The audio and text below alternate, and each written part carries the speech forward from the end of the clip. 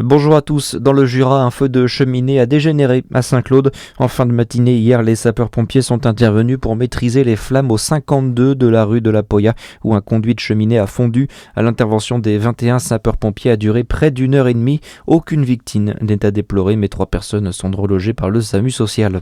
Un label pour améliorer la vie nocturne à Dijon, alors que la sécurité autour de la place de la République est pointée du doigt depuis septembre. La ville a dévoilé vendredi les 3 premiers établissements signataires de la charte Harmonuit.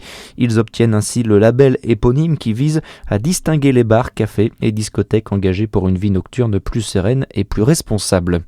Un nouveau président pour le Grand Chalon, Dominique Guyot, succède à Sébastien Martin.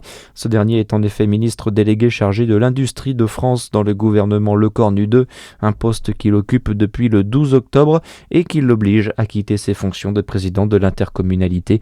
Pour Dominique Guyot, la situation n'est pas nouvelle puisqu'il avait occupé le poste entre 2004 et 2008. En France, l'émotion hier dans les rues de Marseille comme dans plusieurs villes.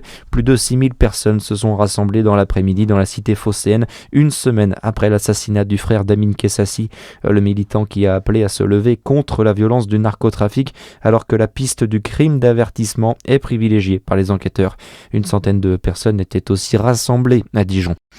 Petite victoire, mais victoire quand même. Hier soir pour les Dijonnaises, les féminines du DFCO se sont imposées 1-0 au Havre. Solides derrière, les Côtes-d'Oriennes ont fait preuve de réalisme offensif en terre normande. C'est Léa Declercq qui a marqué l'unique but sur penalty peu avant la demi-heure de jeu. Et puis le retour sur les terrains de Paul Pogba, le Français champion du monde en 2018, est entré en jeu pour une dizaine de minutes hier soir à Rennes avec son club de Monaco.